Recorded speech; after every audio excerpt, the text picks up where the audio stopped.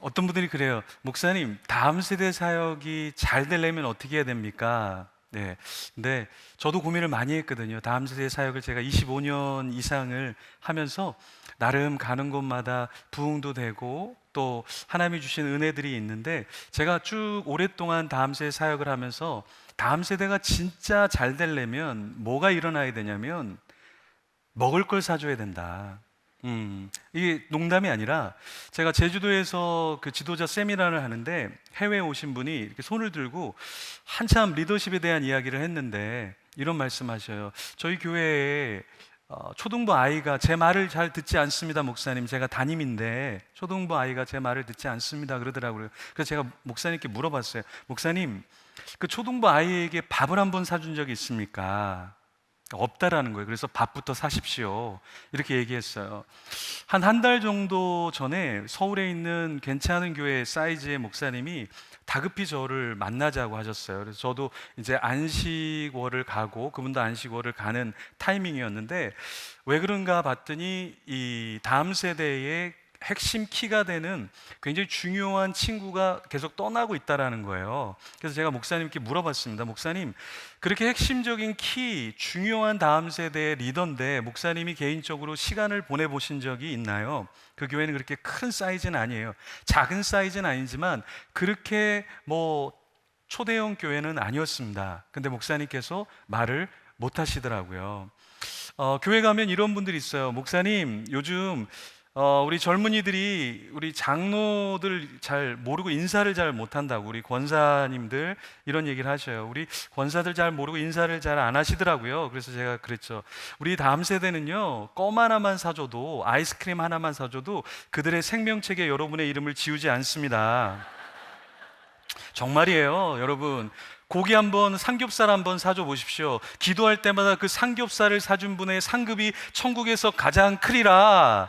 다음 세대를 이렇게 기도하고 축복합니다. 다음 세대들은 사랑을 받은 것을 잊질 않아요. 아마 여기서 여러분들이 예배를 드리는 분 중에 신앙이 좋아서 교회를 나오기 시작한 분이 얼마나 있을까요? 얼마나 여러분은 신앙이 좋아서 어릴 때부터 왔습니까?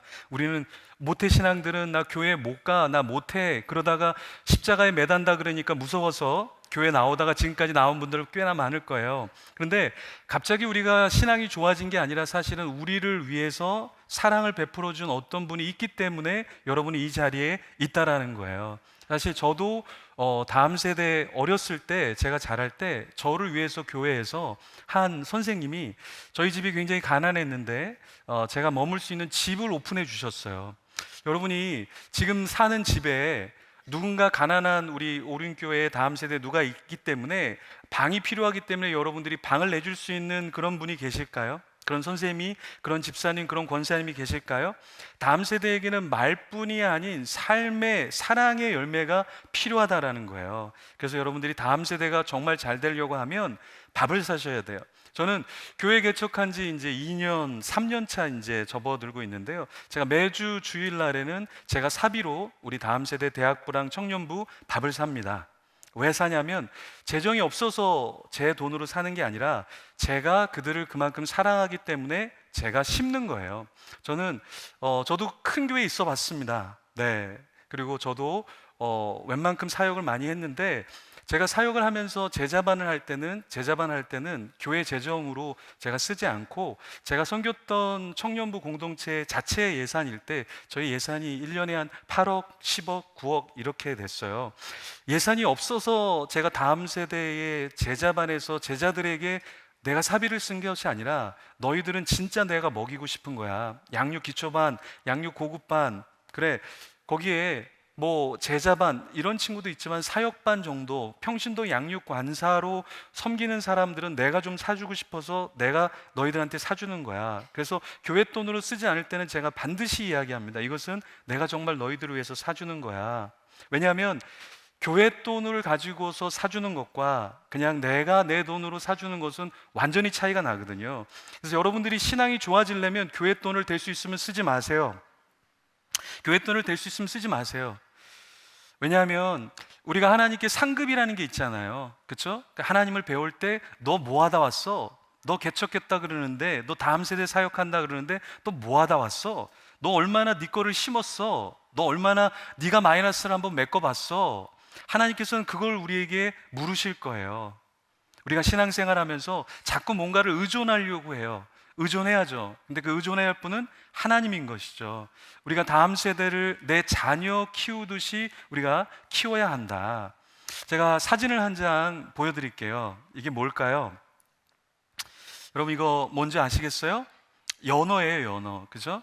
여러분들이 잘 드시는 연어인데, 저는 유학할 때 이 연어가 이 태평양 바다에서 이 민물로 올라오는 것을 여러 차례 봤는데요. 연어가 이 자기가 난 곳으로 다시 올 때 어느 정도 이 헤엄을 치냐면 약 2만 킬로 정도 헤엄을 친다고 그래요. 자기가 태어났던 그 시내가 흐르는 계곡에서 태평양 바다로 갔다가 다시 자기의 시냇물로 올라오는데 그 광경을 보면 그 올라가려고 할 때 쉽게 물살에 의해서 올라가기가 쉽지 않은데 어떻게 올라가는가 봤더니 이 돌이 있잖아요. 바위 있잖아요. 바위에 몸을 부딪혀서 점프해서 올라가는 거예요. 그리고 거기에 나뭇가지들이 있는데 나뭇가지 사이를 그냥 헤집고 들어갑니다. 그때 자기의 몸이 찢어지게 되죠. 그런데 아까 그 사진을 보셨듯이 연어의 몸은 멀쩡하지가 않다. 연어는요, 자기가 산란하는 기간 동안에는 먹지를 않는다라는 거예요. 그들의 온통 생각에는 다음 세대, 내 다음 세대를 어떻게 제대로 낳을까라는 생각에 내가 배를 채우기 위해서 어떤 먹을 거를 잡거나 지체하지 않고 자기가 태어난 곳을 향해서 2만 킬로든 그것이 15,000킬로든 상관없이 가서 알을 낳고 죽는다라는 거예요. 그래서 이 연어가 산란하는 그 시냇가에 가보면 이 냄새가 지독합니다. 완전 지독해요. 썩은 내가 나기 때문에. 거기에 그 연어들이 아무것도 먹지 않고 너덜너덜해진 그 피부를 가지고서 산란을 하고 거의 다 죽습니다. 미물인 이런 연어도 이렇게 부성애와 모성애를 갖고 있는데요. 제가 사진을 하나 더 보여드릴게요. 이거는 뭘까요? 이거 맞추는 분은 선물로 이걸 드려야 되겠네요.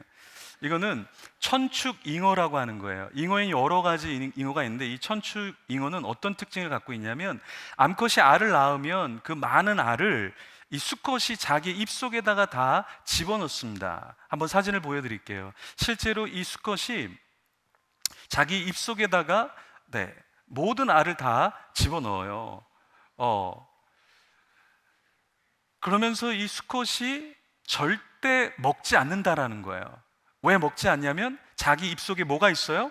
알이 있잖아요. 그러면 자기가 배가 고프면 어떻게 하겠어요? 알을 뱉고 자기가 먹으면 되는데 이걸 뱉는 순간 알들이 바닷속에서 먹잇감이 되겠죠. 그래서 이 수컷은 절대 먹지 않는다는 거예요. 그래서 자기의 몸을 철저히 자기 자식에게 내어주면서 먹지 않으면서 죽어간다라는 거예요. 다음 사진 하나 보여드릴게요.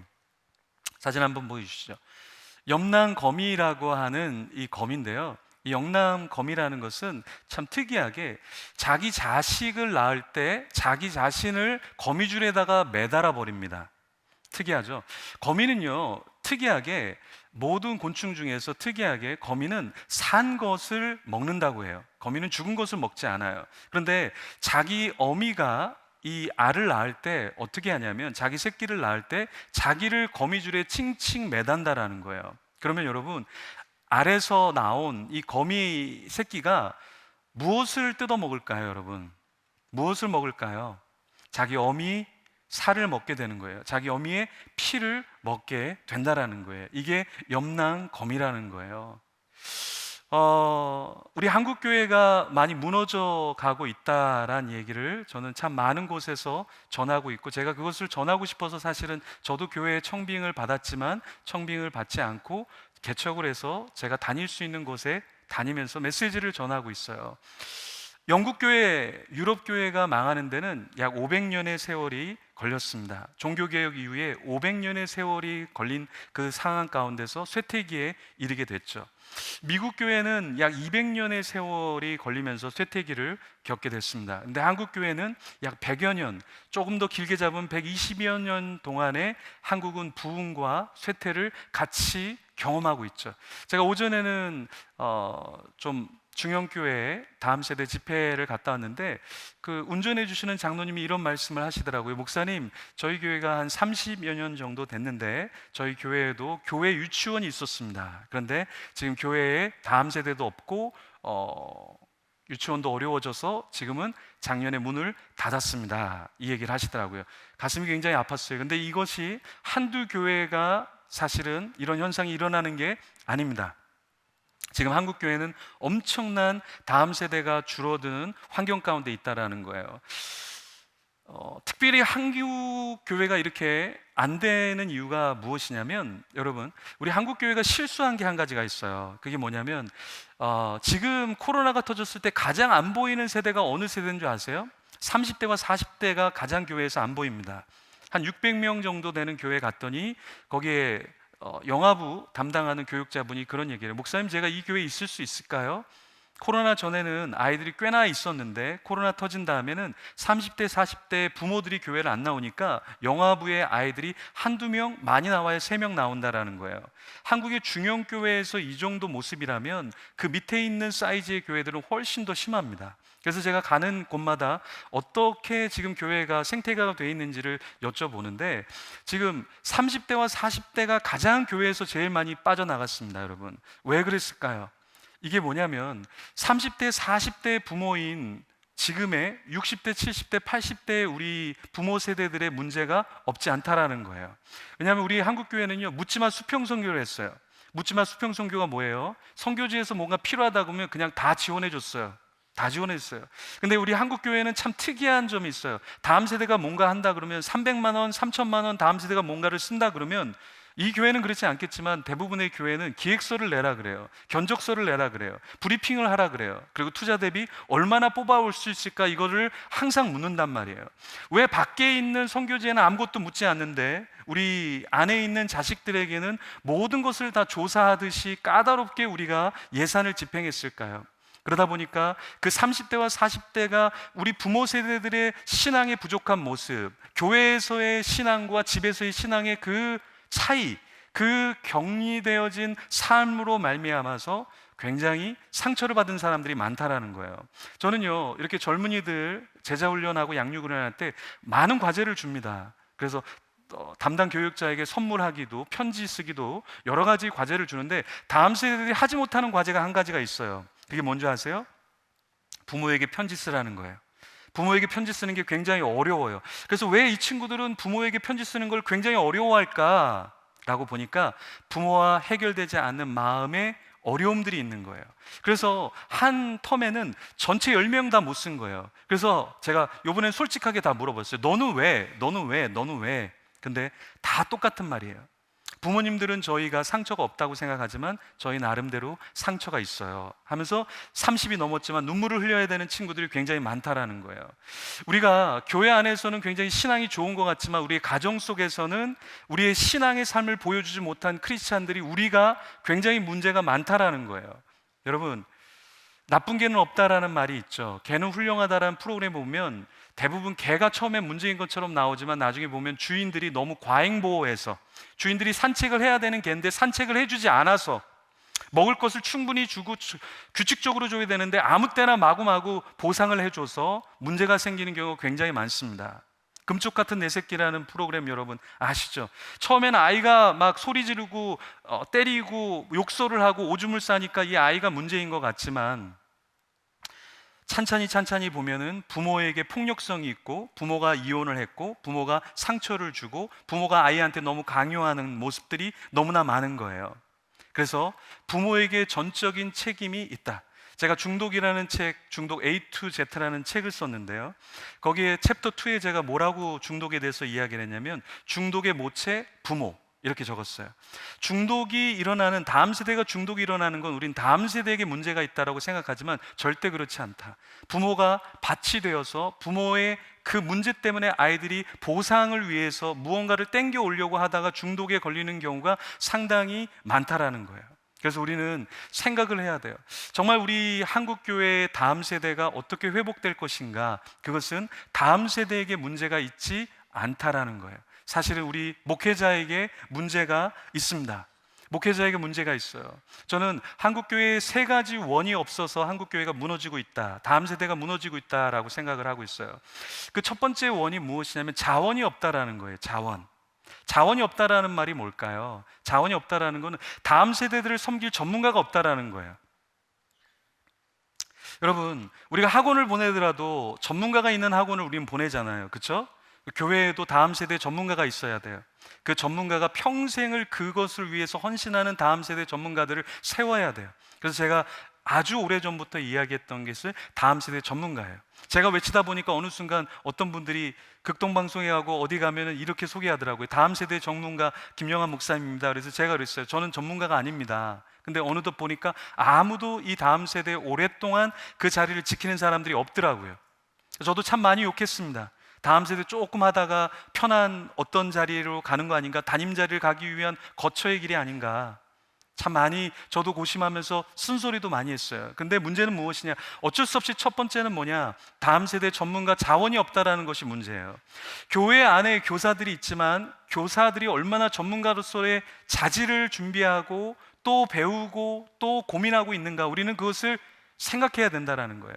그래서 어떤 데 가보면 대부분 교사들이 나이 차이가 그들의 부모님 나이가 굉장히 많아요. 그 말은 무엇이냐, 세대를 따라갈 수 없고 세대가 어떻게 가는지를 이해를 못하는 거예요. 메타버스에 대해서 하나도 이해도가 없고 이 아이들이 어떤 중독에 빠져 있는지를 아이들은 모르고, 아이들의 감성이라는 단어를 모르고 다음 세대를 하다 보니까 전문가로서 오래 있는다고 해서 여러분 절대 전문가가 아닙니다. 오히려 전문가의 오류라고 하죠. 내가 전문가이기 때문에 더 전문가로서 갈고 닦지 않기 때문에 전문가의 오류로서 뒤처지는 거예요. 시대에 맞지 않는 얘기를 하고 있다라는 거예요. 그것이 교회 안에서도 여전히 똑같이 일어나고 있다라는 거예요. 그래서 우리 교회 안에는 자원이 없다라는 것이 문제입니다. 두 번째, 우리에게 없는 것은 바로 후원이라는 거예요. 다음 세대가 뭔가를 한다 그러면 전적인 후원을 해줘야 돼요. 지금 여러분 우리 청년국에서 수련회 하고 있는 거 알고 계시죠? 네, 모르시는 분은 오늘 회개하셔야 돼요. 교회 안에서 다음 세대가 뭔가를 하는데 다음 세대에 후원이 없다, 그럼 그 교회는 말라버린 거예요. 마른 거예요. 조지 필드가 이런 말을 했어요. 메마른 눈으로는 천국에 들어갈 수 없다. 여러분의 메마른 눈으로 다음 세대를 품고 있으면 다음 세대들은 품겨지지 않는다라는 거예요. 여러분, 청년국들이 지금 하고 있잖아요. 그럼 장로님들 뭐 하고 있어야 됩니까? 우리가 권사님들 뭐 하고 있어야 됩니까? 루터가 이런 얘기를 했어요. 지갑을 열기 전에 진정한 회개가 아니다. 직분자들은 지갑을 열어야 돼요. 그래서 청년들이 다음 세대가 뭐 하면, 저도 개척교회 하는데요, 개척교회 하지만 제가 다음 수도 부서 한다 그러면 제가 아마 가장 후원비를 제일 많이 낼 거예요. 후원비가 목사님 이 정도 필요합니다. 그럼 제가 다 내요. 왜요? 다음 세대를 위한 거잖아요. 마찬가지예요, 여러분. 큰 교회라고 해서 누가 내겠지, 그게 아니라 여러분이 내셔야 돼요. 크게 내라는 게 아니에요. 여러분, 껌 한 통이라도 사줘 보세요. 다음 세대가 이 교회의 기둥이 된단 말이에요. 왜 여러분, 우리 한국 교회는 지금 대학부가 되고 청년부가 되면 100명의 다음 세대가 70명이 교회를 떠납니다. 그러니까 70%가 교회를 떠나는 거예요. 저는 이게 왜 떠나는 줄 알아요. 왜냐하면 다음 세대에게 후원이 없기 때문에 그래요. 다음 세대를 품는 마음이 없기 때문에 그래요. 다음 세대에게 가장 좋은 거를 줘야 돼요. 가장 좋은 거. 그렇죠? 저는 그 우유를 제가 좋아하는데 저희 집에 쌍둥이가 태어난 다음부터 저는 우유를 잘 마시지 못했습니다.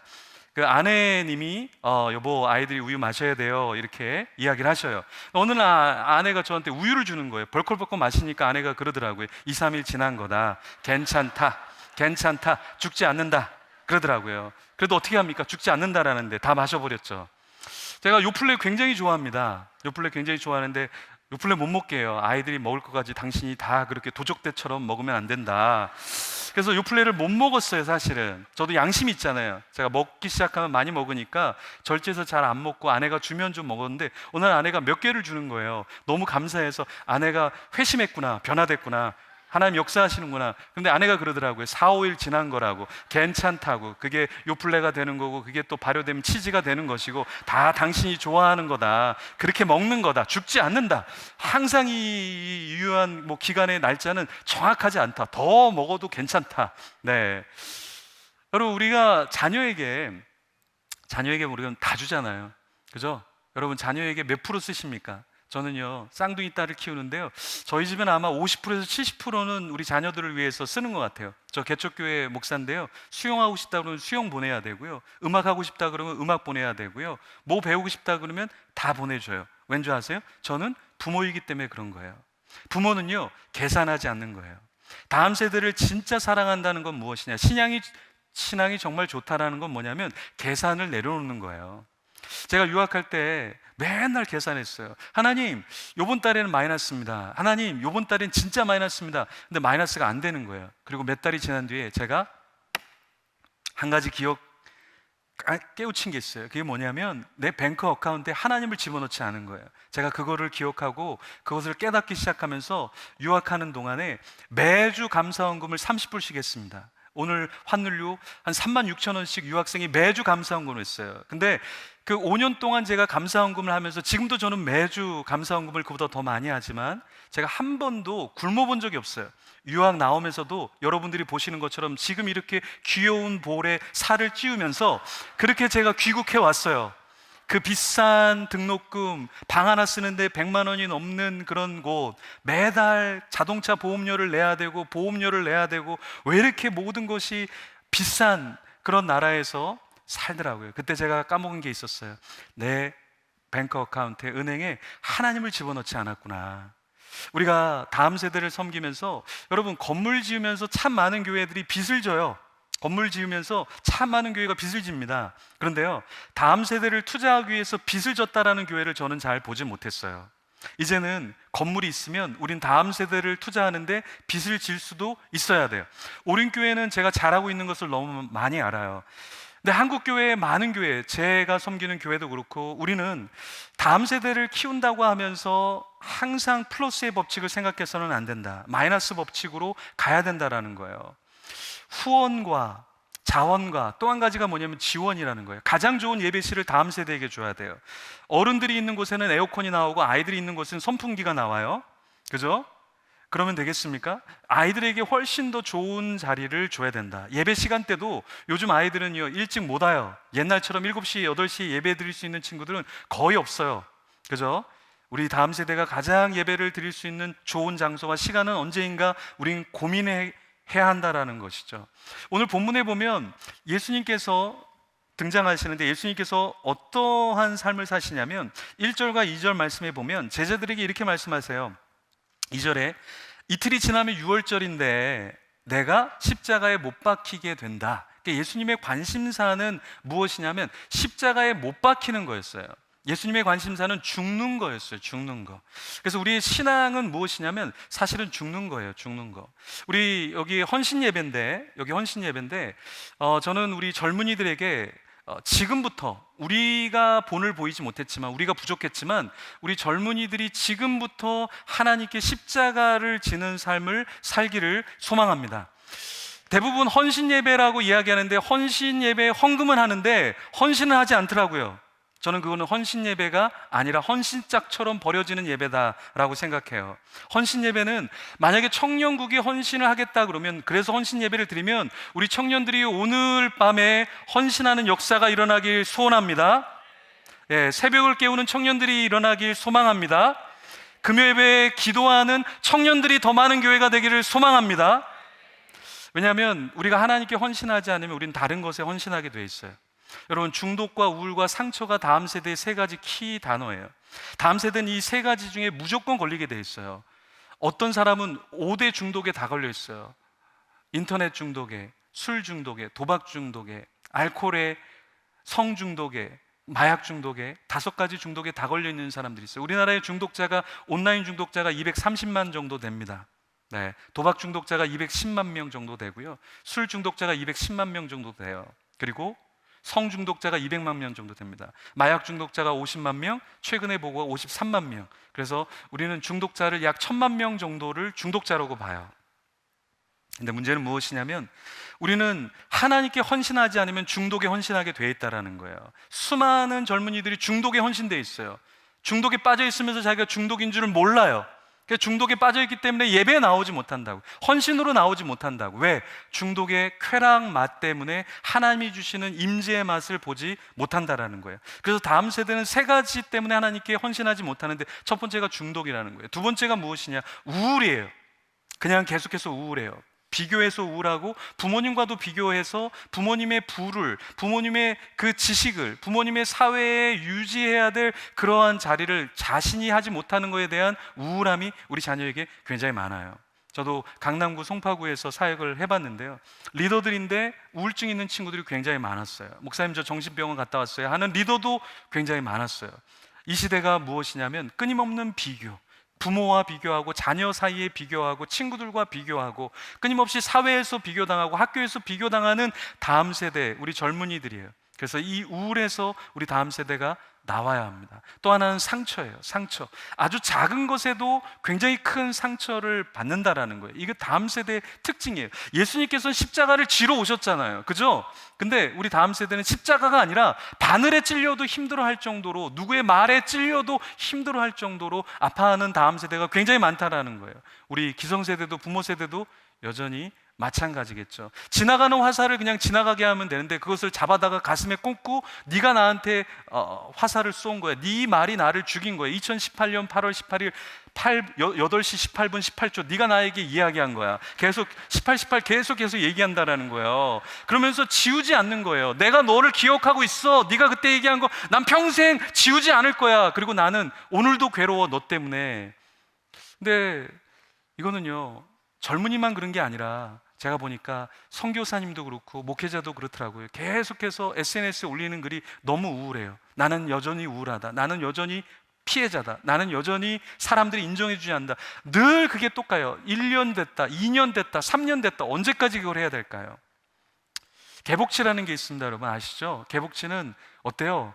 4m까지 크는 굉장히 큰 물고기잖아요. 몸무게가 1톤에서 2톤까지 간다 그래요, 개복치가. 그런데 개복치가 죽는 이유가 굉장히 많다 그러죠. 어떻습니까? 네, 이렇게 눈을 떴는데 물방울이 들어왔다고 깜짝 놀라서 죽고요. 이렇게 점프했다가 이렇게 몸에 있는 세균을 털어내려고 점프했다가 바닷물에 풍 부딪혀갖고 충격에 의해서 놀라서 죽고요. 네, 안에 뭘 먹었는데 껍데기 같은, 조각 같은, 뼈 같은 게 작은 게 내장을 찔렀다고 놀라서 죽고요. 친구가 죽는 모습을 보고 너무나 스트레스 받아서 자기도 죽고요. 네, 이 개복치가 굉장히 겁이 많은 물고기라고 하죠. 근데 우리 젊은이들이, 개복치 같은 젊은이들이 굉장히 많다라는 거예요. 저는 벌꿀 오소리 같은 우리 다음 세대가 되면 좋겠습니다. 벌꿀 오소리 어떤 존재예요? 기네스북에 가장 겁없는 동물 기재된 게 실제로 벌꿀 오소리입니다. 벌꿀 오소리는 코끼리가 오든 사자가 오든 길을 비켜주지 않아요. 절대 물러서지 않습니다. 그렇죠? 코브라 앞에서도 싸워서 물러서지 않는데, 코브라가 독을 뿜어서 물어서 쓰러지는데 6시간 만에 독을 해독하고 다시 일어나서 산채로 씹어버립니다. 그게 벌꿀 오소리예요. 벌꿀 오소리가 가장 좋아하는 게 뭘까요? 벌꿀 오소리 가장 좋아하는 게 뭘까요? 벌꿀이죠. 벌을 먹을 때 벌이 가만히 있을까요? 혀를 쏘고 머리를 쏘고 몸을 쏠까요?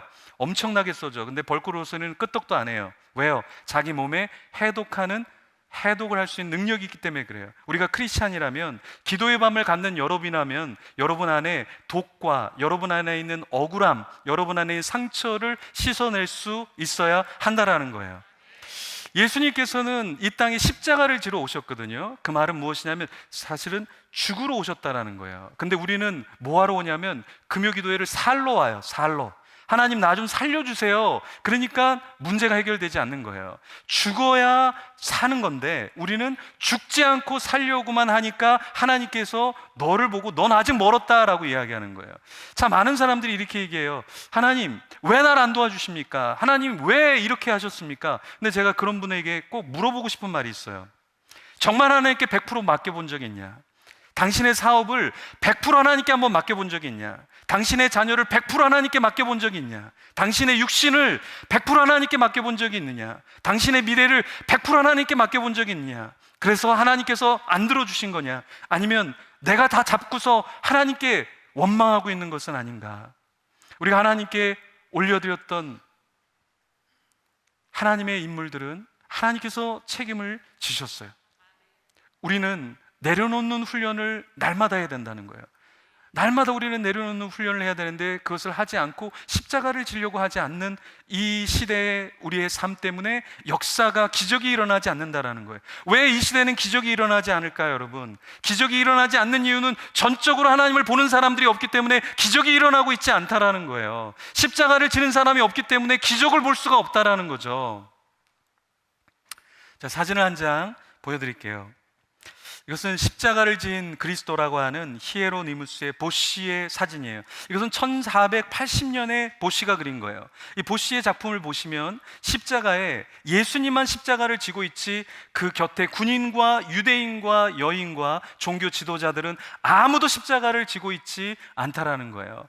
사실 이때는 15세기, 16세기의 화풍은 미켈란젤로, 라파엘로, 레오나르도 다빈치 같은 화가들의 화풍은 무엇이냐면 여러분들이 잘 아는 그냥 천사가 나와 있는 그런 그림, 혹은 예수님이 이렇게 성모 마리아에 안겨 있는 그림, 이 그림을 그릴 때 보시는 어떤 그림을 그렸냐면 그 중세 시대의 신앙인의 삶이 그렇게 평화롭고 아름다운 것이 아니라 십자가를 아무도 지려고 하지 않는 그 중세 시대상을 그려 넣었던 거예요.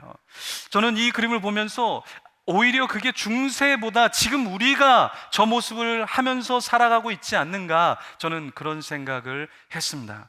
여러분은 어떤 십자가를 지고 있나요? 왕은 왕으로서 짊어져야 할 왕관에 무게가 있다라고 이야기하죠. 여러분, 신앙인은요, 신앙인으로서 짊어져야 할 무거운 신앙의 십자가가 우리에게 있다라는 거예요. 우스갯소리로 이런 예전에 이야기가 있었는데요. 천국에 딱 갔는데 하나님께서 갑자기 건너오라고 하시는 거예요. 그래서 하나님 어떻게 건너갑니까? 그러니까 거기에 사파에 보니까 그림에서, 그래 네가 지고 왔던 그 십자가를 딱 대고 그 십자가로 건너와 라고 하는데, 십자가를 보니까 십자가가 너무 무거우니까 계속해서 너무 많이 잘라놓은 거예요. 그래서 십자가가 너무 짧은 거예요. 그러니까 다리를 건너오려고 그러는데 다리가 놓아지지 않는 거죠. 진짜는 아닙니다. 또 여러분들 졸다가 들으셔갖고 이번에 십자가가 천국에 뭐 놀라운 일이 일어났다 이렇게 하시면 안 되고, 여기 이 사파에서 이야기하는 것이 무엇입니까? 우리에게 주어진 십자가를 너무 자르서는 안 된다라는 거예요. 여러분, 우리에게는 다 주어진 십자가가 있습니다. 가정에서 져야 할 십자가가 있고, 학교에서 져야 할 십자가가 있고, 여러분이 직장에서 져야 할 십자가가 있고, 내가 양로원을 가도 그 양로원에 가서도 져야 할 십자가가 있는 거예요. 교회 안에서도 내가 소그룹을 할 때도 져야 될 십자가가 우리에게는 있다라는 거예요. 근데 우리 교회가 이렇게 무너지고 어려워진 이유는 무엇이냐면, 사실 우리가 십자가, 헌신, 충성이라는 단어가 교회 안에 사라져 버렸다라는 거예요. 저는 제자 오카눔이라는 영화를 보면서 굉장히 많이 울었습니다.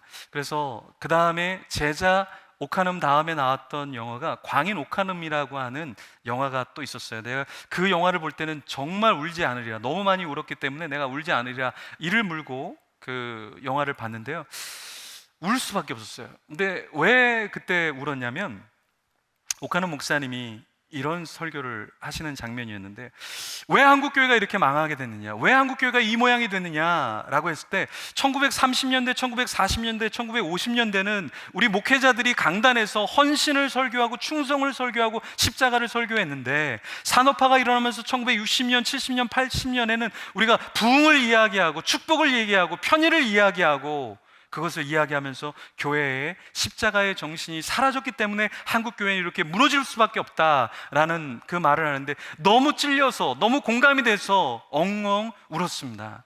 여러분, 이 시대에 십자가를 지는 사람은 많은 사람들이 그렇게 얘기해요. 너무 신앙이 귀한 사람 같다. 근데 사실은 신앙이 귀한 사람이 아니라 우리가 모두가 다 평범해야 될 신앙을 우리가 잃어버린 것이죠. 저는 특세 이런 거 별로 좋아하지 않습니다. 그거는 다 일반세라고 얘기해요. 제가 왠지 아세요? 모두가 다 나오는 특세는 특세가 될 수가 없어요. 아무도 요청하지 않고, 아무도 바라보지 않고, 아무도 누가 설교자인지 모르지만 내가 주님을 사랑하기 때문에 일반 새벽 예배 나온 게, 그게 주님과의 특세라는 거예요. 남들이 다 왔다가 남들이 다 사라져버리는 그 특세를 나온 것을 주님은 기억하시는 것이 아니라, 아무도 오지 않는 그 금요일 밤에, 아무도 오지 않는 수요일 밤에, 비가 주룩주룩 내리는 그 밤에 내가 주님이 보고 싶어서, 주님의 말씀이 그리워서, 주님을 찬양하고 싶어서 남들이 다 떠나간 그 예배당 안에서 주님 때문에, 나에게 주신 사명 때문에 울고 있는 그 기도하는 한 사람, 하나님은 그 사람을 특별 기도자로, 이 시대 하나님이 찾는 한 사람으로 기억하신다라는 거예요. 수많은 무리 속에서 그냥 십자가는 예수님 혼자 지고 수많은 무리 속에서 함께 있는 것이 십자가를 진 그리스도의 따르는 무리, 따르는 제자가 되는 것은 아니라는 것입니다. 제가 한참 사역하고 있을 때, 부흥하고 있을 때, 새벽 예배를 청년들하고 하고 있을 때, 집회를 하고 있을 때 찾아와 주셨던 원로 장로님이 계셔요. 지금은 천국에 계신데 최동훈 장로님이라는 분이에요. 장로님께서 늘 오셔서 저한테 이런 얘기를 해요. 목사님, 너무 감사해요. 청년들이 새벽을 나오고 청년들이 깨어나는 거 너무 감사해요. 근데 목사님, 내 목사님을 위해서 기도하고 있는데요, 목사님, 절대 목사님의 이름이 드러나서는 안 돼요. 절대 목사님의 이름이 드러나서는 안 돼요. 늘 저에게 다가와서 속삭여 주시고 기도해 주시고 눈물을 흘려 주시는 그런 장로님이 계셨어요. 근데 그 장로님 자제분이 두 분 다 이제 목회자의 길을 가고 있는데, 한 분은 지금 신학을 이제 늦게 공부하고 있고 한 분은 선교사님으로 있는데, 그 자제분들하고 이야기를 나누는데, 어렸을 때요, 그 장로님이요, 그 옛날 당시에 미군 부대에서 일을 했기 때문에 달러로 돈을 받고 굉장히 돈이 많았던 분이에요. 근데 자기가 어렸을 때 그 두 분이 한 번도 수박을 먹어본 적이 없대요. 아버지가 돈을 많이 벌었지만 한 번도 과일을 집에 사와 본 적이 없대요. 뭘 하셨냐면 자기의 번 모든 돈을 야학을 하셨어요. 야학. 공부를 하고 싶지만 배울 수 없는 그 학생들을 밤에 모아다가 이제 가르치셨던 거예요. 선생님들 이렇게 모셔다가 가르친 거예요. 근데 그 최동원 장로님이 이런 말씀하셔요. 교회 사무실에 이렇게 만났는데, 목사님, 제가 인생에서 가장 맛있게 먹어본 빵이 언제 빵인 줄 아십니까?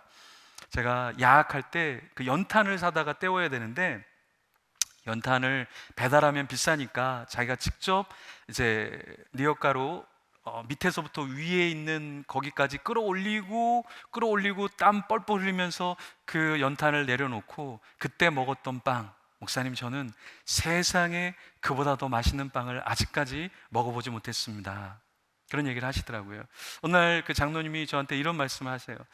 목사님, 제가 권사 그 아내한테 정말 내가 미안했던 적이 있습니다. 그래서 언제냐 여쭤보니까, 야학을 하면서 운영이 어렵잖아요. 어려우니까 이제 권사님에게 줬던 그 금반지, 결혼할 때 줬던 금반지를 전당포에다가 맡기고 돈을 좀 받아오라고 하는데, 그 전당포 2층에 있었는데 그 전당포로 이렇게 올라가는데 그 뒷모습을 보는데 너무 미안한 마음이 들어서 참 그때가 아내에게 가장 미안했던 때다라는 이야기를 하셨어요. 우리가 신앙생활을 하면서 예수님께서 십자가를 지셨다고 했는데, 우리는 어떤 우리의 삶의 하나님 앞에 스토리로 하나님께 나아가고 있습니까?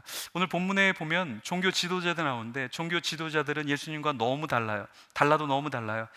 3절 말씀에 보면 대제사장들과 백성의 장로들, 또 대제사장 관정에 모여서 그들이 4절에 뭘 하냐면 흉계로 예수님을 잡아 죽이려고 해요.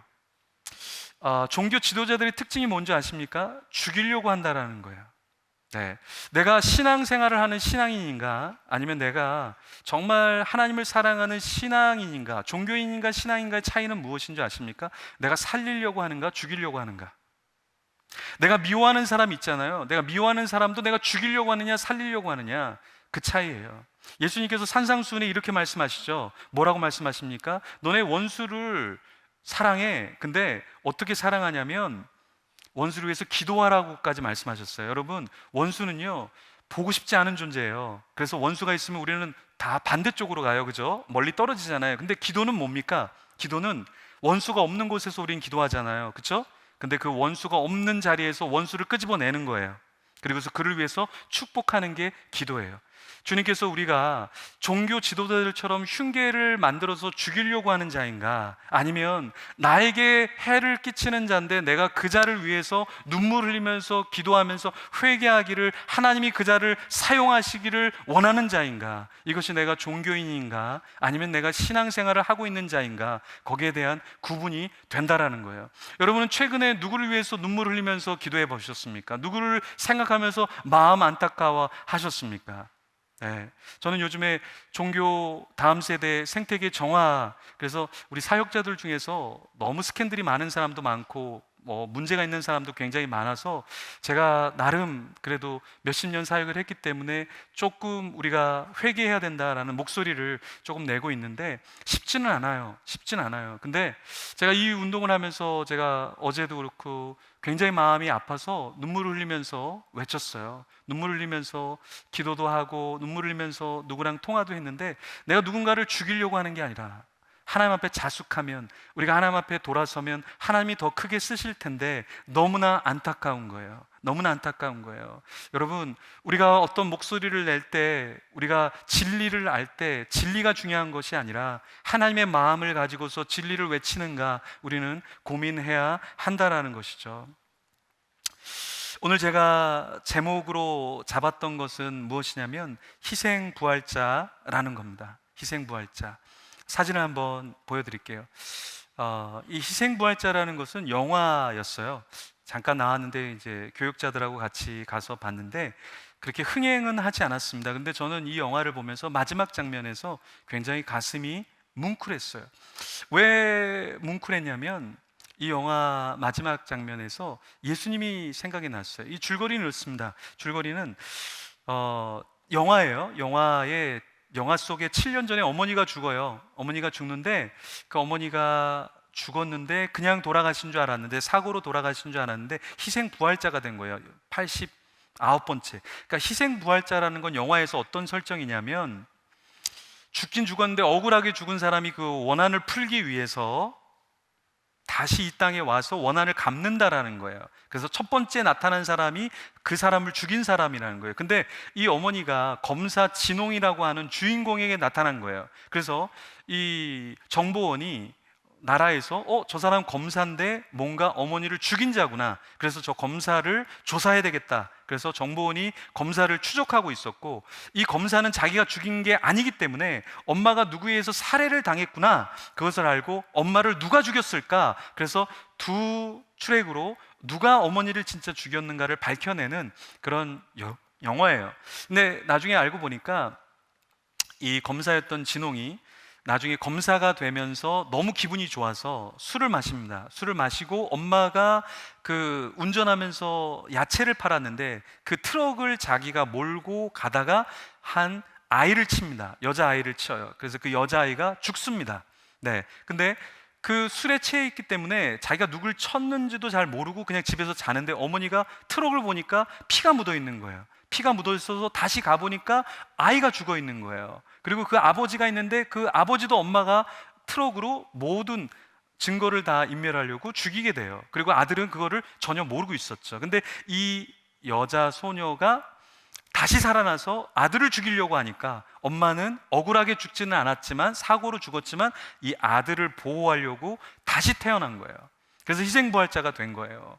그런데 비가 오는데 그 여자아이가 이 검사를 죽이려고 나타납니다. 그때 엄마가 아스팔트 위에서 비를 쫄딱 맞으면서 자기의 머리를 가지고 이마에다 찌으면서 피를 흘리면서 울면서 이렇게 얘기합니다. 우리 아들은 아무 잘못 없습니다. 내가 잘못했습니다. 나를 죽여주세요. 이렇게 울부짖는데요, 저는 그 모습에서 예수님이 보였어요. 예수님이, 우리가 죄인이잖아요. 우리가 부족하잖아요. 우리가 연약하잖아요. 우리가 문제를 일으켰잖아요. 근데 주님께서 네가 아니라 내가 부족했고 내가 너의 잘못을 다 안고 가야 될 것 같아. 왜? 네가 내 자녀니까 하는 모습이 생각났어요. 그게 오버랩되는데 얼마나 가슴 뭉클한지 모르겠어요. 어제 김상철 감독님이라고 영화, 한국에서 기독교 영화를 가장 많이 만든 분인데, 제가 친분이 있어서 어떻게 전화 통화를 하게 됐어요. 전화 통화한 김에 제가 좀 궁금한 게 있어서 제가 여쭤본 게 있어요. 목사님, 그 제자 옥하눔이라는 영화를 만들 때 마지막 부분에 1분 정도 침묵을 하셨다라는 걸 제가 알고 있는데 왜 그러셨습니까? 라고 좀 여쭤봤어요. 근데 감독님께서 여러 의미를 담았다라고 말씀하셨는데 그 여러 의미 중에 이런 것을 말씀하셨어요.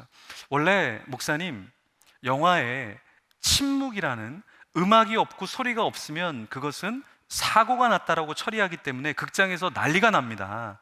그래서 그것을 침묵으로 자신은 표출하고 싶었는데, 표현하고 싶었는데 스태프들이 다 말린다라는 거예요. 모든 관계자들이 목사님, 그런 영화는 없습니다. 그렇게 되면 모두가 다 이 영화는 잘못됐다라고 이야기하고 상영을 하질 않을 겁니다. 그래도 목사님께서 아니야, 침묵 처리해야 돼. 그러면서 그 영화에 문제가 되는 두 교회를 드론이 쭉 비추면서 1분 동안 아무런 음악과 아무런 말 없이 그냥 드론이 문제가 되는 두 교회를 쫙 비춰줍니다. 목사님, 왜 그러셨습니까? 그랬을 때 목사님의 메시지는 이거였다라는 거예요. 하나님이 아신다. 인간이 다 얘기하지 않아도, 인간이 다 억울한 일을 얘기하지 않아도 하나님은 아신다 라는 것을 표현하고 싶었다는 거예요. 또 한 가지는 이거라는 거예요. 아무리 맞는 말이라도 맞는 말을 세게 하면 아프다라는 거예요. 잘못됐다라는 거예요. 진리를 가진 자가 진리를 알기 때문에, 진리를 소유하기 때문에 그것을 잘못 사용하면 그것은 무기가 될 수도 있다라는 거예요. 어찌하여 십자가가 칼이 되었는가라는 책이 있습니다. 이 책은요, 십자군 전쟁에 대해서 이야기하고 있어요. 십자군 전쟁, 엄청나게 기독교에서 하나님의 영광을 위한 전쟁이라고 했죠. 근데 그 십자군 전쟁에서 어땠습니까? 수많은 아이들을 죽였습니다. 수많은 여자들을 죽였습니다. 수많은 믿지 않는 사람들을 죽였어요. 러시아의 모스크바에 가서 너네 믿을 거야 안 믿을 거야 그러면서 어떻게 했습니까? 강에 그 믿지 않는 사람들을 모아다가 얼음을 다 잘라서 침몰시켜서 익사시켜 죽였죠. 근데 그게 다 어떤 이름으로 자행됐습니까? 하나님의 영광이라는 이름으로 모든 사람을 십자가가 칼이 되게 해서 수많은 사람들을 죽였다라는 거예요. 우리 젊은이들이 여기 있습니다. 저는 우리 다음 세대에게 미안한 마음이 있어요. 그리고 제 후배 목회자들에게 미안한 마음이 있어요. 제가 교회 정화 운동을 하면서 선배님들이 이런 말씀들을 하세요. 목사님, 미안합니다. 우리가 쌓아놓은 똥, 우리가 치워야 될 똥을 치우지 않으니까 목사님이 다 치우는데 목소리를 내고 고난을 당하고 어려움을 당하는 모습을 보니까 목사님 미안합니다, 그런 말씀 하시더라고요. 근데 어떤 후배 목사님이 이런 말을 했어요. 부끄럽습니다 라는 이야기를 했어요. 저는 그 이야기를 듣고 정말 부끄러웠어요. 정말 부끄러웠어요. 정말 젊은 30대 목회자가 40대 목회자가 할 말이 아니라 내가 해야 될 말을 왜 저들이 부끄럽습니다, 제가 부끄럽습니다 라는 말을 해야 될까? 여러분, 우리는 신앙생활을 열심히 해왔어요. 한국교회는 열심히 신앙생활을 해왔어요. 그런데 우리는 진리를 갖고 있었지만 그 진리를 어떻게 표출하고 어떻게 품는가, 우리는 그것을 잊은 채, 알지 못한 채 살아왔어요. 그래서 적절하게 목소리를 내야 될 때 우리는 다 숨어버렸어요. 우리는 다 숨어버렸어요.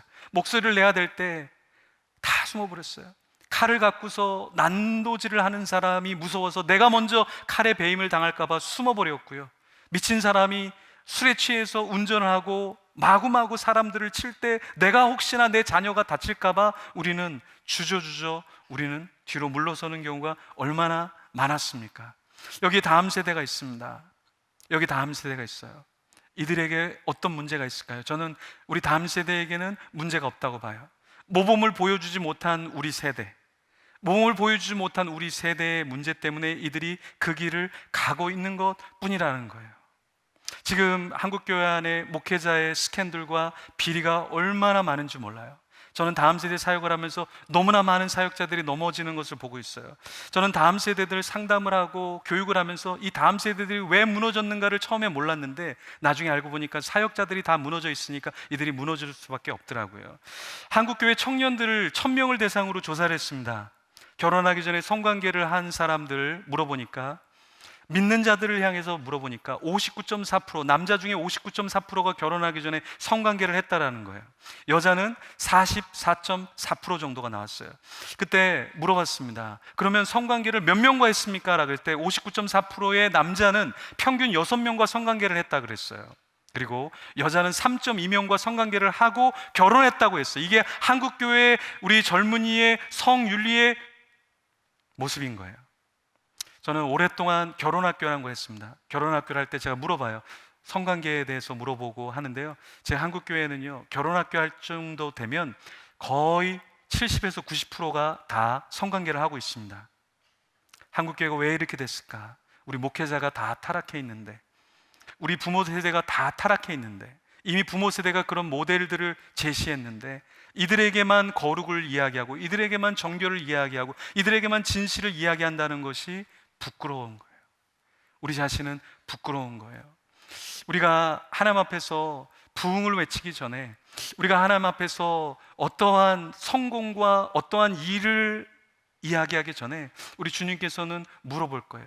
너네 진정성 있는 크리스찬이야, 진정성 있는 크리스찬이나 너희 덕에 진실이 있느냐, 정직이 있느냐, 성실이 있느냐.